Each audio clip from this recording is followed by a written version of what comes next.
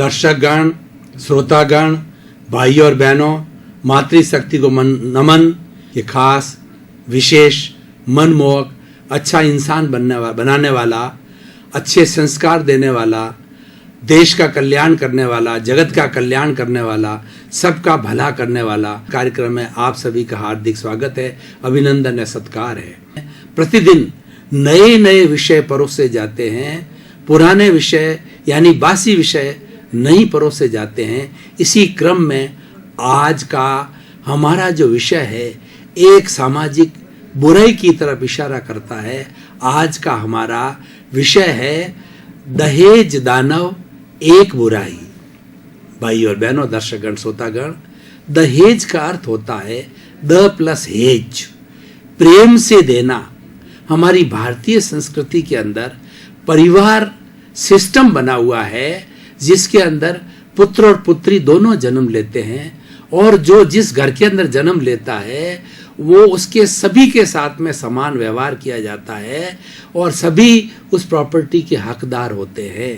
अब बात यह है कि जो लड़का यानी पुरुष होता है वो हमेशा घर में रहता है, और लड़की होती है वह ससुराल जाती है, दूसरे घर ब्याही जाती है, दूसरे घर शादी करके भेज दी जाती है।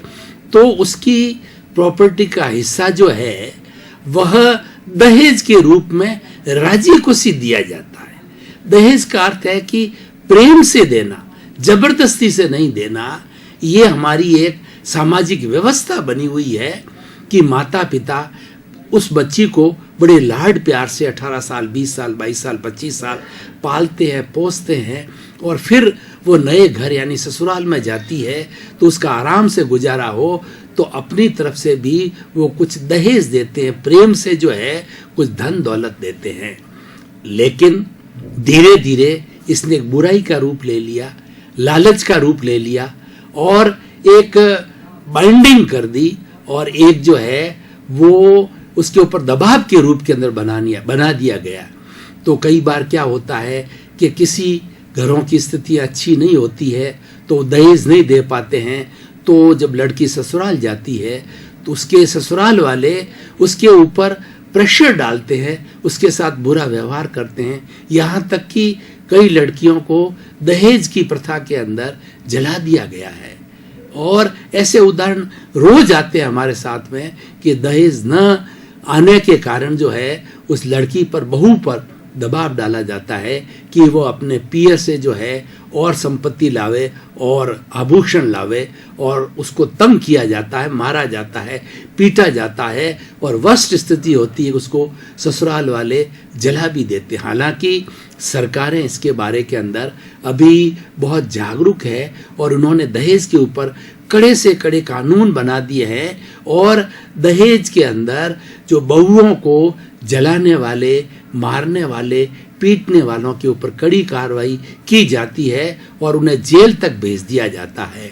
और समाज ने भी इसको एक कुरीति के रूप में, बुराई के रूप में मान लिया है, और बहुत सी हमारे जो ऑर्गेनाइजेशंस हैं वो इसको एक बुराई की प्रथा के रूप में देखते हैं और उसके बारे में बताते हैं कि इस प्रथा का हमें उन्मूलन किया जाना चाहिए। वास्तव में दहेज प्रथा एक बहुत बड़ी बुराई है, इस बुराई को रोका जाना चाहिए।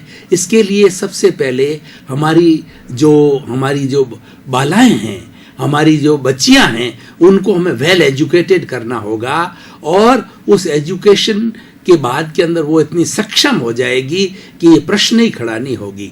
क्योंकि एक एजुकेटेड जो बेटी है वो नौकरी करने लग जाती है और या पैसा कमाने लग जाती है, तो घर के अंदर एक और अच्छा इनकम के जरिए के रूप के अंदर वो कार्य करती है। तो और वह होशियार होने के कारण अपने अधिकारों को जानती है और इस बुराई का स्वयं जो मुकाबला करती है, और ऐसी बुराई पढ़ी लिखी लड़की के साथ के अंदर ससुराल वाले कर भी नहीं सकते क्योंकि वो अपने अधिकारों को जानती है। ये दहेज प्रथा या दहेज की बुराई या उस दहेज के प्रथा को लेकर के जो तंग किया जाता है, ये उन लड़कियों को तंग किया जाता है जो कि पढ़ी लिखी नहीं है, गांव की लड़कियां हैं, भोली लड़कियां हैं, उनके साथ में इस तरीके का बर्ताव किया जाता है। उसके अंदर उसका स्वयं का जो पति है वह भी उसके पक्ष में नहीं होता है, वो अपने माता पिता यानी सास ससुर के पक्ष में चला जाता है और सभी मिलकर के जो है उस बेचारी बहू को जो है प्रताड़ना देते हैं, मारते हैं, पीटते हैं, जलाते हैं, कोसते हैं, गालियां देते हैं। तो इस तरीके की इस बुराई का हमें पूर्ण रूप से उन्मूलन करना है।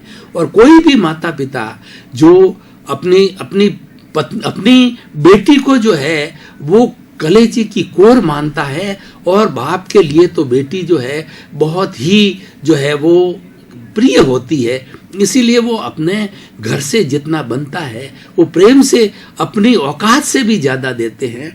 लेकिन जो है इस लोभ का कोई अंत नहीं होता है। दहेज प्रथा लोभ से प्रारंभ होती है। इस लोभ की प्रथा को हमें रोकना है। और वैसे भी देखा जाए तो मात्र दहेज से जो है वो गृहस्थी नहीं चलने वाली है। आखिर तो स्वयं व्यक्ति को जो है अपना कमाई का जरिया बनाना पड़ेगा, अपनी इनकम करनी पड़ेगी और धन कमाने की योजना बनानी पड़ेगी।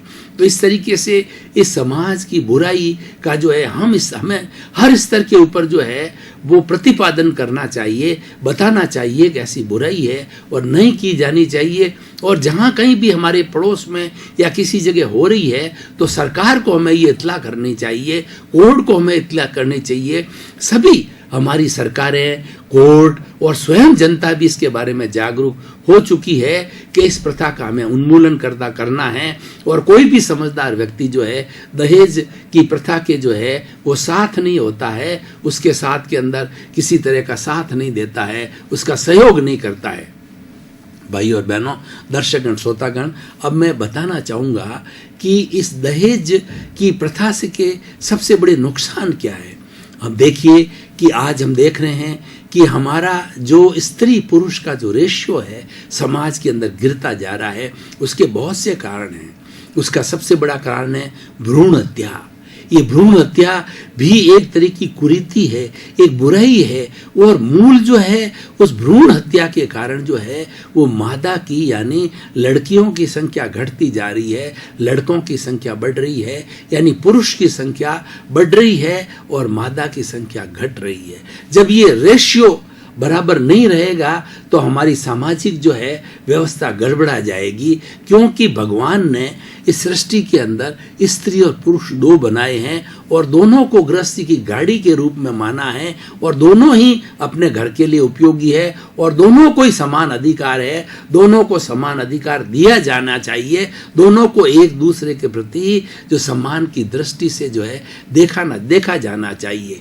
अगर हम शादी की परिभाषा करें तो शादी की परिभाषा का जो पहला अर्थ होता है म्यूचुअल अंडरस्टैंडिंग, एक दूसरे को सम्मान देना, और दूसरी बात है कि एक दूसरे के सहयोग करना, क्योंकि दोनों एक दूसरे के लिए बने हुए होते हैं तो एक दूसरे के सहयोग करने से गृहस्थी की गाड़ी अच्छी चलती है। और तीसरा जो है उनका जो शारीरिक रूप है वो होता है।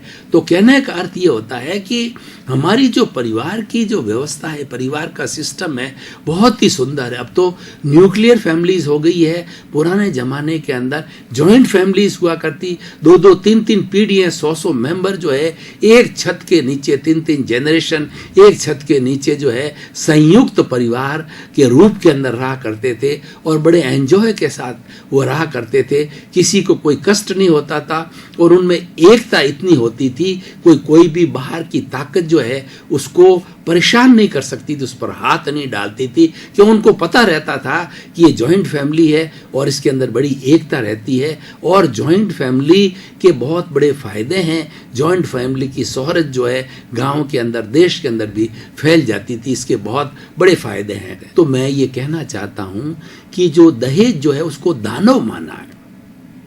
दानव का मतलब राक्षस, ये बहुत बड़ा राक्षस है, क्योंकि हमारी बहन बेटियों को, बहुओं को लील जाता है।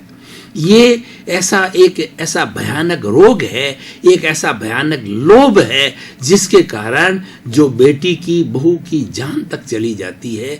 तो हमें वैसे ही हमारा रेशियो कम हो रहा है और वैसे ही किसी दहेज के मामले के अंदर किसी को तंग करना ये अमानवीय व्यवहार है, ये राक्षसी व्यवहार है, ये पशु का व्यवहार है।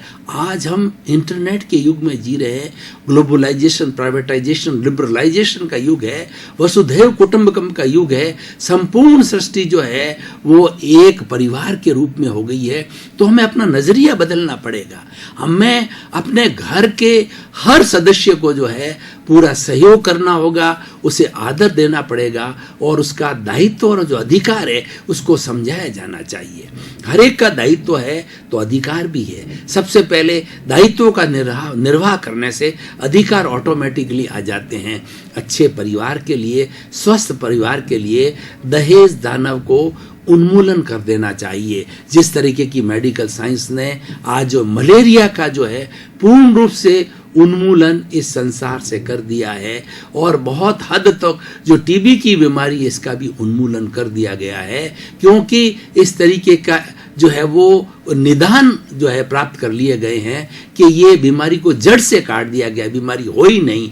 इसीलिए आज इस विषय के माध्यम से मैं अनुरोध करना चाहूँगा पुनरुत्थान कार्यक्रम के माध्यम से, चैनल 24 के माध्यम से, कि भाई और बहनों इस दानव को अपने पास फटकने न दें और घर के अंदर कहीं पर भी इस दानव के बीज अगर मान लो प्रारंभ होते हैं तो प्रारंभ से इसकी जड़ काट देनी चाहिए। कोई भी घर का सदस्य इस कुरीति में शामिल होता है उसकी निंदा की जानी चाहिए और उसको इस कुरीति से रोका जाना चाहिए।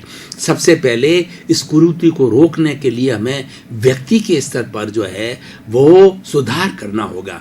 व्यक्ति के अंदर लोभ की जो भावना है उसकी जगह में अनासक्ति की भावना लानी, माइंड सेट को बदलना पड़ेगा कि आखिर हम दहेज जो है दानव को क्यों पाल रहे हैं, दहेज के लिए हम क्यों दबाव दे रहे हैं। अगर किसी को अपना बेटी को देना है तो वो निश्चित रूप से देता है और प्रेम से देता है। इसकी परिभाषा भी यही है कि दहेज मतलब प्रेम से दिया जाए।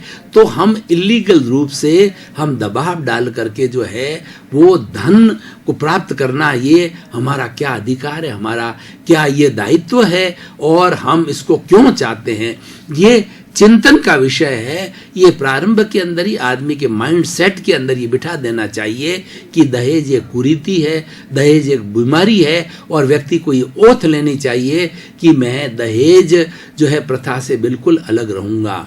और उसके अतिरिक्त जो है एक दूसरा सुझाव मेरा ये है कि जो व्यक्ति दहेज की मांग करे वहाँ पर अपनी बेटी को नहीं ब्याहना चाहिए।